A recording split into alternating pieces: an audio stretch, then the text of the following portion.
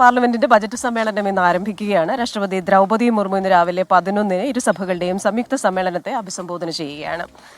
അതെ, നാളെ ധനമന്ത്രി നിർമ്മലാ സീതാരാമൻ കേന്ദ്ര ബജറ്റ് അവതരിപ്പിക്കും. പാർലമെന്റ് സമ്മേളിക്കുന്നതിന് മുൻപായി പ്രധാനമന്ത്രി ഇന്ന് മാധ്യമങ്ങളെ കാണും. 2 ഘട്ടങ്ങളായാണ് പാർലമെന്റിന്റെ ബജറ്റ് സമ്മേളനം. രാവിലെ 11 മണിക്ക് രാഷ്ട്രപതി ദ്രൗപദി മുർമു ലോക്സഭാ ചേംബറിൽ സംയുക്ത സമ്മേളനത്തെ അഭിസംബോധന ചെയ്യുന്നതോടെയാണ് ബജറ്റ് സമ്മേളനം ആരംഭിക്കുക. രാഷ്ട്രപതിയുടെ നയപ്രഖ്യാപനത്തിനു പിന്നാലെ ധനമന്ത്രി നിർമ്മലാ സീതാരാമൻ സാമ്പത്തിക സർവേ റിപ്പോർട്ട് ഇരുസഭകളുടെയും മേശപ്പുറത്ത് വയ്ക്കും.